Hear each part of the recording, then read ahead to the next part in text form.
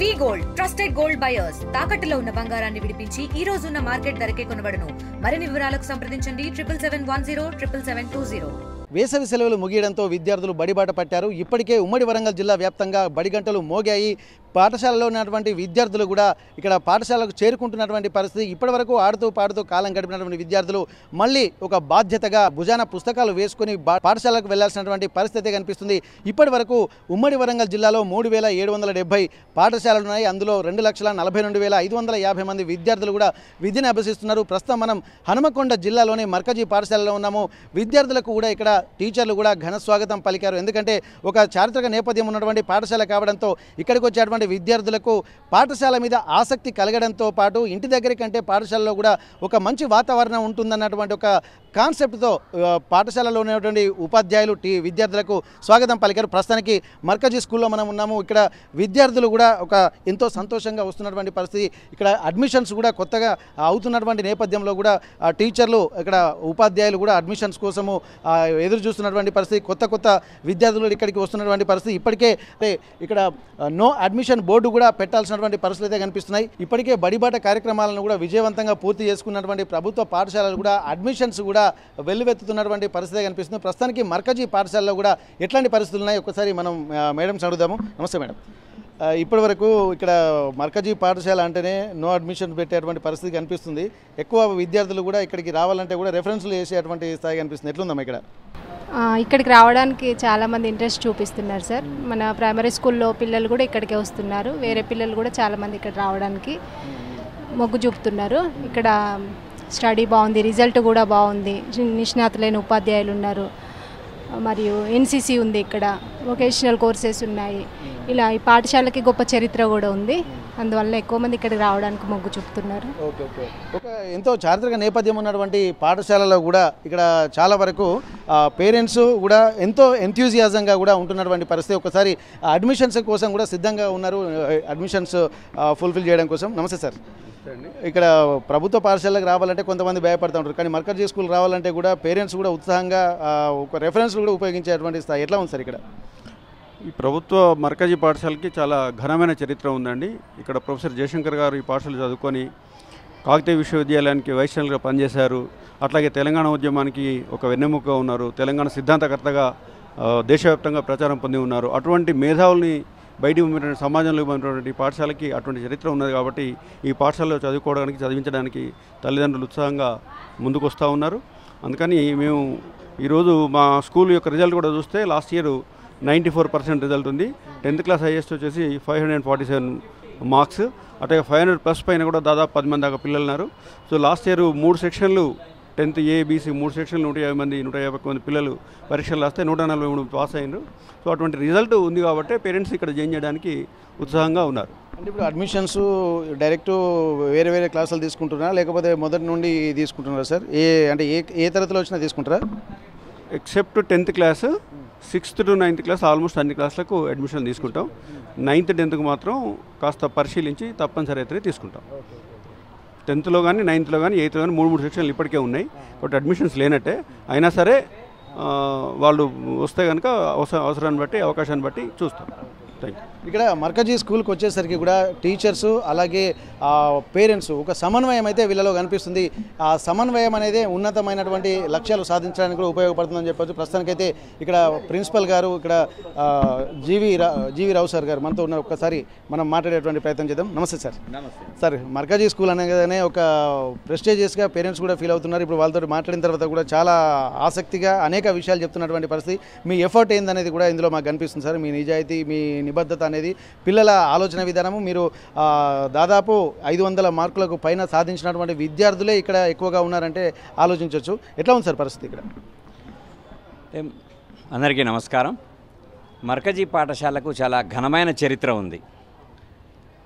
ఈ పాఠశాలలో ప్రొఫెసర్ జయశంకర్ గారు విద్యాభ్యాసం చేయడం జరిగింది. వారితో పాటు ఉన్నత స్థానాల్లో ఉన్న ఎంతోమంది ఈ బడిలో చదువుకొని ఈరోజు ఉన్నారు. దానికి తగ్గట్లుగా ఈ పాఠశాల యొక్క ప్రతిష్టని ఎక్కడ దిగజార్చకుండా దాన్ని నిలబెట్టడానికి, కాపాడడానికి మేము ఇక్కడ ఉన్న పాఠశాలలో పనిచేసిన ఉపాధ్యాయ బృందం ఎల్లవేళలా కృషి చేస్తూనే ఉన్నాం. స్ట్రెంగ్త్ ఎక్కువ ఉన్న కారణంగా బాధ్యత మా మీద ఇంకా ఎక్కువ ఉంటుంది. సో దానివల్ల మేము నిరంతరము ప్రతి పిల్లవాడి మీద వ్యక్తిగతంగా శ్రద్ధ తీసుకొని చదువు ఒక్కటే ప్రాధాన్యత ఇవ్వకుండా వాడికి వ్యక్తిగత విషయాలలో కూడా సమస్యలు ఏమైనా ఉంటే తెలుసుకుంటూ వాళ్ళకి సలహాలు ఇస్తూ పిల్లలకి చేరువైతే అప్పుడు మేము చెప్పేది వాళ్ళకి మంచిగా అర్థమవుతుందనే భావంతో ఆ పద్ధతిలో వెళ్తున్నాం. దాని ఫలితం మాకు ఎట్లా కనబడుతున్నదంటే ఈ పాఠశాల నుంచి ఏ కార్యక్రమాల్లో జిల్లా స్థాయిలో కానీ రాష్ట్ర స్థాయిలో కానీ పార్టిసిపేట్ చేస్తే ఖచ్చితంగా మా పిల్లలు ప్రైజులు సాధిస్తారు. చదువు పరంగా కూడా ఈ సంవత్సరం 10th క్లాస్ 151 మంది పరీక్ష రాస్తే 142 మంది పాస్ అయ్యారు. అందులో 85 మందికి 400 కంటే ఎక్కువ మార్కులు వచ్చి సాధించిన వాళ్ళు ఉన్నారు. సో ప్రతి సంవత్సరం ఇంతే ఉంటుంది. దీనికి కారణం ఏంది అని అంటే పిల్లలను కూడా చదువు పట్ల ఆసక్తి కలుగుతూ ఉన్నది. కలిగే లెక్క మేము చెప్తా ఉన్నాము, మా ఉపాధ్యాయులు నిరంతరం పనిచేస్తూ ఉన్నారు. తల్లిదండ్రులు కూడా కొంచెం మార్పు వచ్చింది. బడికి రావాలి, మా పిల్లగాళ్ళ గురించి తెలుసుకోవాలి, ఉపాధ్యాయులతో కలిసి మాట్లాడాలి అనేది మొదలైంది. గత సంవత్సరాలతో పోలిస్తే పోయిన సంవత్సరం తల్లిదండ్రులు ఆ రకంగా బడికి ఎక్కువ సార్లు వచ్చి ఉన్నారు. దాని ప్రభావం కూడా బాగా ఉన్నది. ఇక మేము కూడా మా పాఠశాల తరపున ప్రతి టీచర్కి ఒక 10 నుంచి 15 మంది పిల్లల్ని దత్తత ఇచ్చేస్తాము.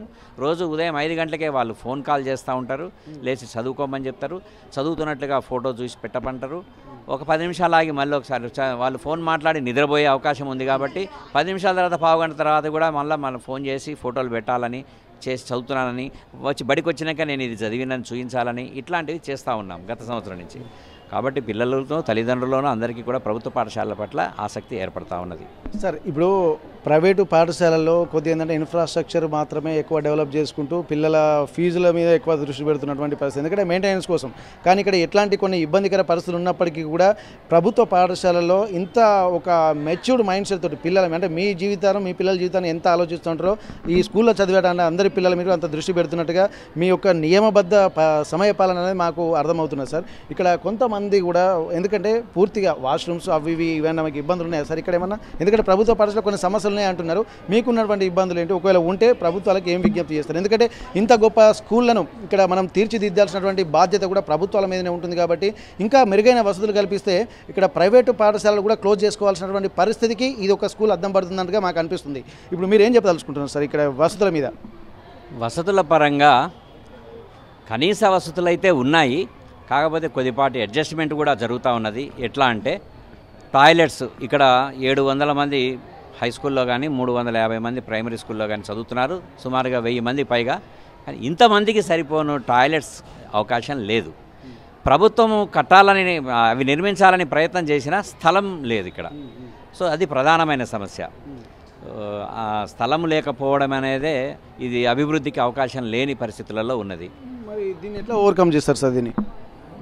దీనికి మళ్ళీ అదనంగా దీని మీద ఇంకొక స్టేర్ కేస్ వేయాలి తప్ప ప్లేస్ అయితే లేదు. కాబట్టి మరి అంతవరకు వేస్తే పిల్లలు కానీ ఉపాధ్యాయులు కానీ అంతవరకు ఎక్కలేస్తారా దిగలేస్తారా అనేది కూడా ఒక పెద్ద ప్రశ్నార్థకము.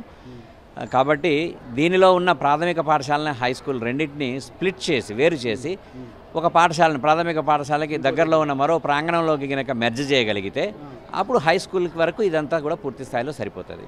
ఇక్కడ ప్రధానంగా ఒకే క్యాంపస్లో ఉన్న స్కూళ్ళల్లోనే ఎక్కువ ఈ సమస్యలు ఉన్నాయి. ఒక క్యాంపస్కి ఒక స్కూలే ఉంటే అది అడ్మినిస్ట్రేషన్ పరంగా కానీ వసతుల పరంగా కానీ ఏ ఇబ్బంది ఉండదు అనేది నా వ్యక్తిగత అభిప్రాయం. సార్, కొన్ని స్కూళ్ళల్లో ఇక్కడ ఏంటంటే పిల్లలు తక్కువగా ఉండడం వల్ల కూడా ఇబ్బందులు ఉండడం, మెర్జ్ చేసేటువంటి అవకాశాలు అయితే అక్కడ కనిపిస్తున్నాయి గ్రామీణ వాతావరణంలో.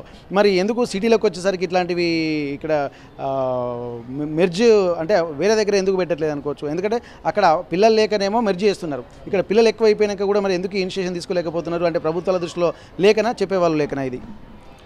ఇవి వ్యవస్థాపరంగా పాలసీ మ్యాటర్స్. కొన్ని విషయాలు నిర్ణయాలు తీసుకోవాలంటే ప్రభుత్వ స్థాయిలో తీసుకోవాలి. అక్కడ కొన్ని టెక్నికల్ అబ్జెక్షన్స్, రకరకాల ఇబ్బందులు ఉంటాయి. వాటిలో పరంగా దీనికంటే ప్రధానమైన అంశాలు చాలా ఉండటం వలన ఇది కొంచెం వెనకబడుతున్నది కావచ్చు.